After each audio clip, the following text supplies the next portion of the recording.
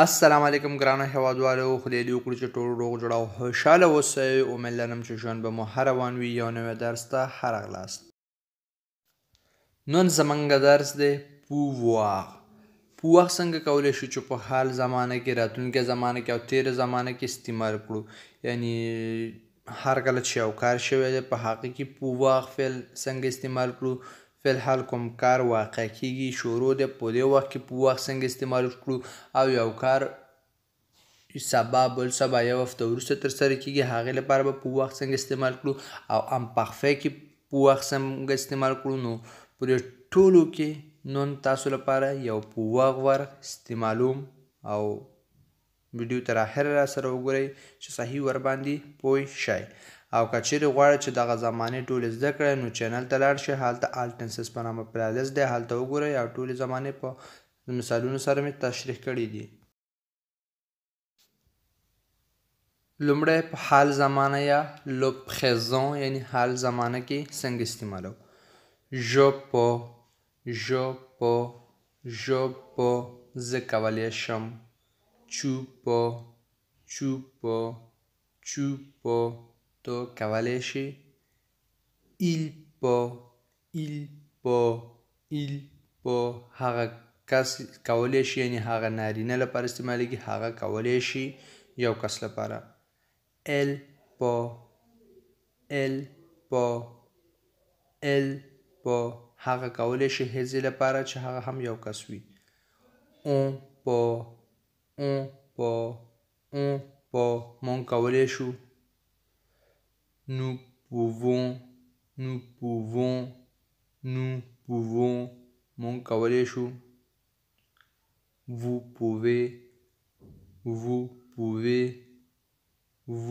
pouvez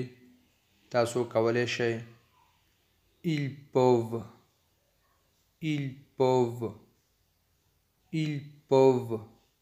هغوی کولی شي نارینه لپاره یعنی دا جمع حالت دی هغه نه بلکې هغوی جمع حالت دی elles peuvent هغوی کولی شي ښځو لپاره جمع حالت دی دا هم او که چیرې لو پریزون یا حال جاري زمانه مې زده نه وي تاسو لاړ شئ پلیلیست ته یعنی چینل کې هلته آل ټنسز په نامه پلیلیست دی او هلته کولی شئ چې وګورئ او د ویډیو لاندې په ډسکرپشن کې هم لینک ورکوم هلته هم کولی شئ چې وګورئ دلته خو یوازې او پووار فعل مو حال جاري زمانه کې استعمال کړی هلته د ټولو فعلونو استعمال کولو طریقه هم ښودلی دی تاسو کولی شئ چې چینل ته هم لاړ شئ او ډسکرپشن کې هم ووینئ او د ویډیو په آخر کې هم لینک ورکوم دویم لو پاسé composé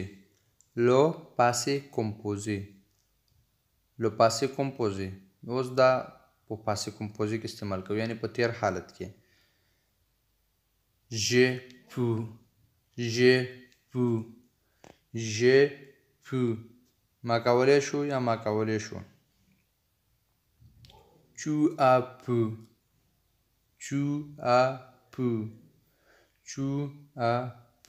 تا کولی شو اوس خبره دلته دی چې هر کله چې لو پاسé composé کې یوه جمله جوړوئ نو سبجکټ نه وروسته کومکي فعل او یا ادغ اخلي او ورپسې د فعل دویم حالت همداسې د پووار دویم حالت چې دی پو دی او دا خو د مثلا دغه د avoir فعل حال جاري حالت دی کومکي فعل په صفت راغلی دی il a pu هغه کولی شو هغه کولی شو ښځې لپاره نارینه لپاره یو کس لپاره elle a pu هغه کولی شول on a pu مونږ کولی شول nous avons pu مونږ کولی شو vous avez pu معنا تاسو کولی شو ils ont pu معنا هغوی کولی شول نارینه لپاره جمع حالت دی elles ont pu پو elles ont پو معنا هغوی کولی شو ښځو لپاره جمع حالت دی. اوس راځي لمپارفه دریم لمپارفه هم په تیر حالت کې دی خو لیکن لمپارفه موږ په هغه وخت کې استعمال کولی شو هر کله چې د تیر یادښتونو خاطراتو او یا د عادتونو په باره کې خبرې کوو یعنی یو کار چې په تیر کې بیا بیا ځلې واقع شوی دی هغې لپاره لمپارفه استعمالو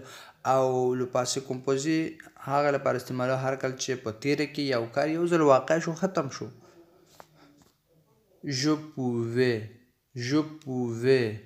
je pouvais ما کولی شو. tu pouvais تا کولی شو. il pouvait هغې کولی شو نرنه لپاره. elle pouvait هغې کولی شو ښځې لپاره. on pouvait مونږ کولی شو. nous pouvons نه بلکې nous pouvons په امپارفه کې یعنی حرجاري کې دی او فرق دلته دا دی چې د pouvons او pouvez په مخ کې دلته ای اضافه کیږي. nous pouvions مونږ کولی شو.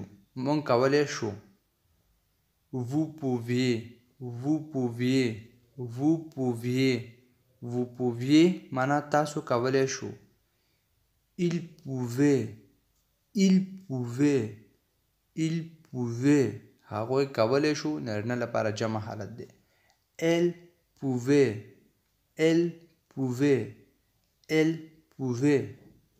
هغوی کولی شو ښځو لپاره. اوس څلورم le futur proche یعنی نږدې راتلونکې زمانه.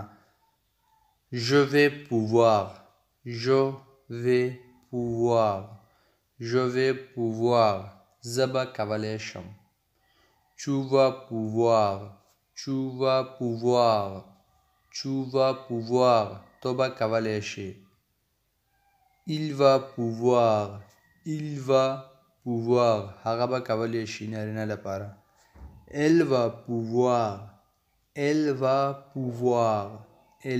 pouvoir هغه به کولی شي ښځې لپاره. on va pouvoir مونږ به کولی شو. nous allons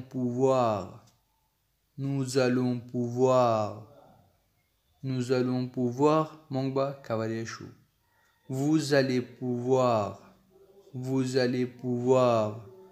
vous allez pouvoir تاسو به کولی شئ. ils vont pouvoir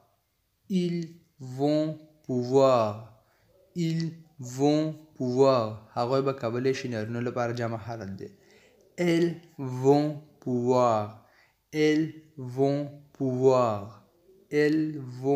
pouvoir هغوی به کولی شي ښځو لپاره. اوس راځئ پنځمه زمانه le futur simple. le futur simple یعنی او le futur proche کې فرق دا دی د دواړو معنا یو شی دی په راتلونکې زمانه کې یو عمل ترسره کیږي. futur proche هغه وخت استعمالیږي چې یو عمل د حال نه ته ډېر نږدې واقع کیږي یعنی په راتلونکې زمانه کې ترسره کیږي خو لیکن 1 ساعت 2 ساعت 3 ساعت یا ورځ بعد ترسره کیږي. خو لیکن futur simple په هغه وخت کې استعمالیږي چې یو عمل په راتلونکې زمانه کې ترسره کیږي خو لیکن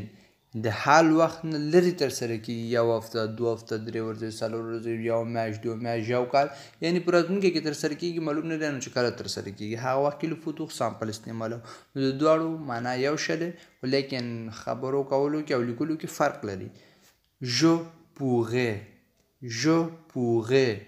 je pourrais زه به کولی شم. tu pourras تو به کولی شي. il pourra هغه به کولی شي نارینه لپاره. elle pourra هغه به کولی شي یعنی یو ښځې لپاره اشاره کې. elle د ښځې ضمیر دی. on on pourra موږ به کولی شو مفرد دی nous pourrons موږ به کولی شو vous pourrez تاسو به کولی شئ ils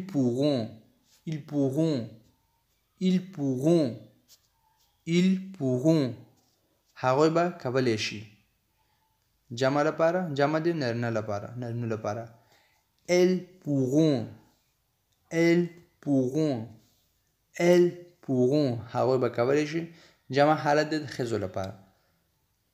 دا زموږ درس و امید لرم چې ورباندې پوه شوي یاستئ که چیرې کوم مشکل لرئ نو تاسو کولی شئ چې په کمنټ کې راته ولیکئ او په راتلونکي درس کې د هماغې په باره کې به خبرې وکړو او که چیرې غواړئ چې دا ټول زمانې زده کړئ نو تاسو کولی شئ چې چینل ته لاړ شئ هلته هم کتلی شئ او ډسکرپشن کې لینک ورکوم هلته هم کولی شئ او د ویډیو په آخر کې هم کولی شئ چې وګورئ دا وګورئ د چینل پلایلیست دی الټنسس په نامه په دې کلیک وکړئ ډایرکټ پلایلیست ته رسیږئ او هلته کولی شئ چې ټول ویډیوګانې ووینئ